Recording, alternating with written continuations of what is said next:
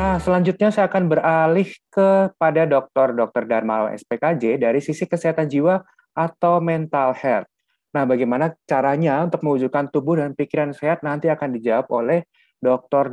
Darmawan. Saya undang kembali Dr. Darmawan untuk hadir ke dalam layar.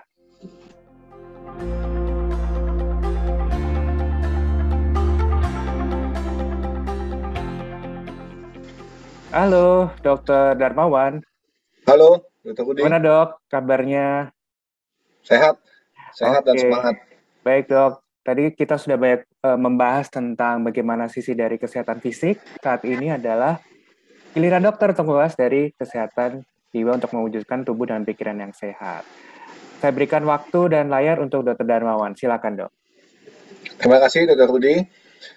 Selamat pagi menjelang siang, para audiens. Assalamualaikum warahmatullahi wabarakatuh. Salam sejahtera. Semoga semua tetap sehat dan semangat ya. Yang terutama harus selalu mempunyai hope, selalu mempunyai harapan di kala pandemi seperti ini.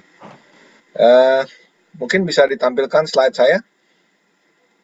Nah, ini kenapa judulnya saya bilang Why Mental Health. Sebab terima kasih untuk merek yang sudah mau memperhatikan juga tentang mental health ini. Tentunya tadi juga Dokter Dika sudah menyampaikan ya bahwa salah satunya itu juga adalah kesehatan mental. Jadi itu bukan yang dipilih-pilih seperti di warteg gitu ya, makanan kita bisa pilih, tapi harus bersama-sama. Next. Nah, ini saya kasih ini Smart Mind Center Consulting ini saya dirikan tujuannya bukan untuk menangani gangguan jiwa berat. Karena kalau gangguan jiwa berat itu udah pastilah kita semua sebagai psikiater itu bisa menangani gangguan jiwa berat. Hanya masalahnya banyak stigma di masyarakat seakan-akan kalau sudah gangguan jiwa berat, nah baru dia datang ke terpaksa datang ke psikiater. Nah, kalau kita lihat tadi, Dr. Dika juga sudah menyampaikan bahwa sebenarnya apa yang tadi Dr. Dika paparkan itu terkait dengan bagaimana kita bisa membina kita punya kebiasaan hidup. Itu bukan sesuatu yang cuma dilakukan sebulan 2 bulan itu harus menjadi terus menerus. Nah, apalagi yang jadi masalah sekarang kita fokus di masa pandemi nih. Masa pandemi ini memaksa kita menjadi berubah. Ya. Nah, di masa pandemi ini kita lihat kita dalam ketidakpastian hidup. Ya. Kemudian juga tadi yang kebiasaan-kebiasaan hidup yang harus berubah. Contohnya kita biasa segala sesuatunya offline, onsite. Sekarang kita menjadi online. Untuk teman-teman yang gaptek, ini juga merupakan sebuah penyesuaian bagaimana dia mesti belajar hal-hal baru. Nah, belajar hal baru ini adalah suatu keharusan di dalam hidup. Nah, jadi tadi memperkuat otot dan lain sebagainya itu akan memperpanjang usia. Nah, ternyata bagaimana kita selalu memelihara kita punya otak untuk belajar hal-hal baru, mempertahankan fungsi kerja otaknya, itu juga akan memperpanjang usia kita juga tuh. Karena tentunya bagaimana kita bisa hidup kalau otaknya tidak bisa selalu beradaptasi. Dulu ada dosen saya, selalu kalau misalkan nanya, kita nggak kasih pertanyaan, dibilang kita seperti dinosaurus. Karena saya bingung, saya mau nanya apa, jadi saya tanya aja, dok kenapa hewannya dinosaurus, bukan yang lain? Lalu dia jawab, ya karena dinosaurus itu tidak bisa beradaptasi dengan lingkungan, tidak bisa beradaptasi dengan perubahan iklim dan lain sebagainya, sehingga dia punah. Nah, tentunya kita bukan dinosaurus. Ya, kita manusia ini mempunyai otak yang lebih, ya. Dari evolusi kita mempunyai neokortex ya. Otak kita tuh fungsinya lebih advance.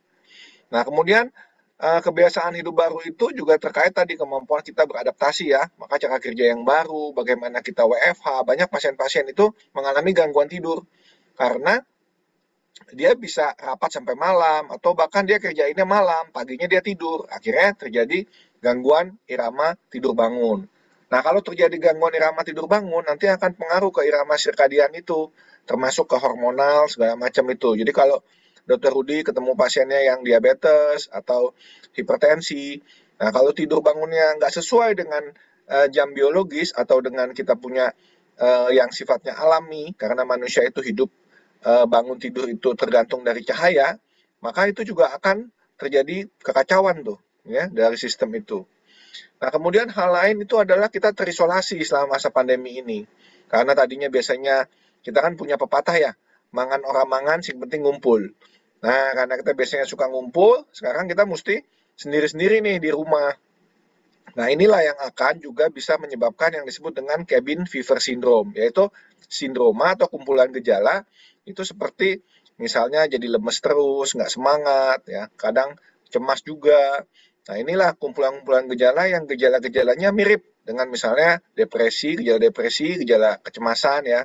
Nah, tetapi sebetulnya ini baru kumpulan gejala nih, belum tentu dia langsung masuk ke dalam depresi atau kecemasan tersebut. Nah, tadi eh, di awal saya bilang selalu kembangkan harapan hidup. Nah, di sini selalu kembangkan harapan hidup, maksudnya banyak dari kita melihat ketidakpastian pandemi kapan berakhir, kemudian banyak dia punya rencana-rencana kehidupan yang tiba-tiba terhenti atau dia mesti berubah karena pandemi ini dipaksa mau tidak mau dia harus berubah atau berhenti. Nah, disinilah banyak orang yang kemudian mempertanyakan, apakah saya masih punya harapan hidupnya? Apalagi kalau sampai kehilangan pekerjaan, penurunan pendapatan, ya, hal-hal seperti ini tentunya juga di sisi lain kita lihat banyak orang-orang yang malah bisa memanfaatkan kesempatan di masa pandemi ini untuk dia bisa berkembang lebih optimal, bahkan bisa yang menjadi kaya raya di era pandemi ini. Mungkin ya kalau yang menjadi kaya raya itu misalnya kita lihat perusahaan-perusahaan yang menjual vitamin-vitamin, makanan kesehatan segala macam itu kan sempat booming tuh ya. Ya mungkin kalau dokter nggak jadi kaya raya ya, jadi kaya aja udah bagus gitu. Next. Nah, kemudian tadi kan, apakah mental? Nah, mental itu sebetulnya adalah pikiran, ya di pikirannya ada ide, proses pikir, ya kita mikirnya lancar atau jadi lambat. Kemudian perasaan, perasaan di sini itu emosi, yaitu kita punya mood, suasana perasaan yang dipertahankan, ya. Kemudian ada ekspresi afektif, ekspresi emosi kita, ya. Nah, ini zaman sekarang anak-anak muda sekarang kalau lihat di media sosial tuh kalau mood swing dikit bipolar, ya. Nah, ini ngaco juga nih. Nggak semua mood swing dikit langsung tiba-tiba ada diagnosisnya, ya. Nah, kemudian yang ketiga adalah perilaku. Perilaku itu tindakan kita. Jadi pikiran, perasaan, dan perilaku ini mesti serasi, sejalan. Kalau tadi Dokter Dika udah kasih jelaskan kita mesti bagaimana. Saya juga pakai istilah exercise di sini, di slide saya, ya. Nah, seringkali itu hanya sampai pada tingkatan pikiran. Nah, jangan-jangan teman-teman yang hadir pada saat ini nanti cuma sampai di tingkatan pikiran, dia tahu, oh kata Dokter Dika mesti gini, kata Dokter Darmawan mesti begini. Nah, tapi dia tidak bisa menerapkan, di dalam tindakan, itu dalam perilaku. Nah, ini percuma. Ya, ini namanya not action talk only. Cuman ngomong-ngomong doang, nggak ada actionnya. Pikir-pikir doang, nggak ada actionnya. Hidup itu bukan buat dipikirin. Kalau dipikirin dulu, ya nggak maju-maju. Hidup itu mesti dijalanin, ya, dijalanin, dipraktekkan, diterapkan sehari-sehari itu harus menjadi kebiasaan yang baru. Nah, pengejawantahan atau konkretisasi dari ide, emosi sampai tindakan ini akan sangat berdampak di dalam kehidupan kita. Di dalam hidup dan kehidupan kita. Hidup itu maksudnya hidup secara biologis, kita mau umur panjang atau tidak, ya. Sehingga tadi saya ada sebelum acara saya bilang sama Dokter Dika, sekarang bidang Dokter Dika ini menjadi perhatian saya nih untuk diri saya. Karena tadi kebetulan pas banget itu kan penelitiannya diikuti selama 46 tahun. Nah, saya jadi keinget, waduh, usia gue udah di atas 46 nih. Nah, jadi mesti nambah 46 tahun ke belakang lagi, ya kan? Nah, jadi ini penting, bukan soal ya saya tentunya juga beriman ya, beriman, beragama, saya senang sekali kalau bisa masuk surga ya. Tapi kan kalau bisa masih ada tugas di dunia ini ya, surga dunia, selamat dunia akhirat ya, tetap harus dipertahankan dulu ya. Jangan langsung cepat-cepat mau masuk surga. Bukannya berarti saya takut takut meninggal gitu ya. Biasanya sih kalau kita dokter sih biasanya sih masuk surga lah. Apalagi saya kalau nguji mahasiswa kalau kurang-kurang dikit biasanya saya kasih hair atau saya kasih tugas saya lulusin. Kalau saya lulusin begitu masa Allah yang maha pengasih dan penyayang nggak ngelulusin saya masuk surga ya. Mestinya sih gitu. Paling hair dikit lah ya. Tapi kita mesti menjaga kita punya tadi Jangan cuma omong doang, cuma pikir-pikir doang. Kita mesti lakukan karena tubuh kita ini adalah bait Allah tuh. Tubuh kita ini adalah yang diberikan Allah, dipercaya supaya kita harus menjaga kesehatannya itu. Apalagi kita mempunyai tugas kehidupan untuk membuat dunia ini menjadi lebih baik. Nah, gitu ya. Jadi apa? Rahmatan il alamin gitu ya. Oke, next. Nah, kiat menjaga kesehatan jiwa yang saya tawarkan di sini yang paling sederhana. Ini ada kaitannya dengan tadi, termasuk ke exercise dan itu ya. Yaitu kita harus latihan untuk menyadari setiap kejadian dan keberadaan kita, baik di masa lalu, di masa kini, dan harapan kita di masa depan. Ingat, kita hidupnya di masa kini loh, bukan di masa lalu, juga bukan di masa depan. Tetapi bedanya manusia dengan binatang, manusia mempunyai goal, bisa membuat rencana ke masa depan. Jadi kita harus mempunyai harapan untuk menciptakan masa depan yang lebih baik. Kemudian, kita mesti juga dapat menerima hal-hal yang tidak bisa kita ubah. Tentunya masa lalu yang sudah lewat nggak bisa kita ubah. Tetapi, menyikapinya atau mengambil hikmah dari masa lalu, itu bisa kita ubah. Nah, kemudian kita juga harus mengusahakan selalu mengubah hal-hal yang bisa kita ubah. Jadi kalau kita tahu nih sekarang udah sadar bahwa ada suatu perilaku yang kita tidak sehat selama ini dalam menjaga tubuh kita, keluarga kita. Nah, kita mesti usahakan untuk mengubah itu. Nah, yang jadi masalah di sini adalah saya sebutkan bijaksana membedakan mana yang dapat diubah dan mana yang tidak dapat diubah. Karena kalau pasien-pasien saya, kebanyakan itu ngotot untuk mengubah hal-hal yang tidak bisa diubah. Seperti masa lalu udah nggak bisa diubah, dia ngotot mau diubah. Akhirnya dia nggak move on.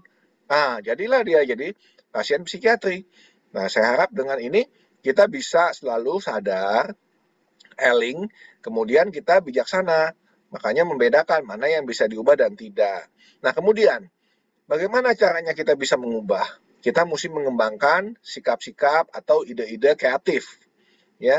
Kalau tadi kan Dokter Dika udah kasih tahu, ada olahraga, ada exercise, ada yang dilakukan bisa di rumah, ada yang bisa dilakukan sambil bermain sama anak misalnya. Nah, kemudian dari aktivitas yang non-exercise ditambahkan jadi aktivitas yang exercise. Nah, ini kita mesti kreatif. Banyak pasien-pasien itu nggak menyangkal kalau dirinya gangguan jiwa, tapi dia bayar fitness center 500.000 tiap bulan, nggak pernah datang dia. Nah, ada lagi bayar fitness center 500.000 sebulan, dia datang, ya, dia jalan di tempat, ya, 1 jam jalan di tempat di atas treadmill, ya. Padahal kalau dia itu sebetulnya, kalau dia sadar, dia mempunyai keseharian dia tanpa dia mesti datang ke gym, dia mempunyai kesempatan untuk exercise. Seperti misalnya, saya kalau punya rumah sakit, saya nggak kasih tuh 2 lantai naik karyawan yang sehat, itu 2 lantai naik lift. Itu biayanya mahal sekali, biaya listriknya. Dulu waktu saya di Jepang, profesornya 68 tahun waktu itu, sekarang udah 70 berapa ya. Itu 4 lantai naik tangga itu, naik turun tangga 4 lantai. Kemudian jalan itu dia jarang bawa mobil, selalu dia jalan. Dari rumahnya ke rumah sakit dia jalan kaki. Ya.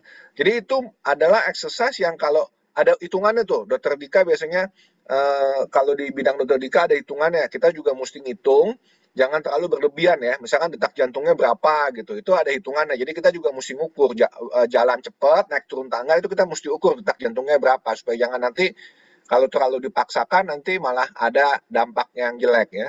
Nah, kemudian experiencing pengalaman baru. Pengalaman baru ini maksudnya tadi dari hal yang kreatif, kita coba modifikasi, ya, kita coba alami itu. Kalau kita alami itu, lama-lama kita lihat bahwa, oh, ini oke ya buat saya. Atau, oh, ini, rupanya yang ini kurang cocok buat saya. Misalnya, eh, jalannya itu di tempat yang lagi panas terik. Ya, itu kan kita bisa sadar tuh. Oh, yang kalau lagi terlalu panas terik ini jangan deh. Kita menghindari panas teriknya, jangan sampai heat stroke misalnya. Ya. Tetapi kalau misalkan enggak ya itu dilakukan sebagai sebuah pengalaman yang kreatif yang akan melatih kebiasaan kita.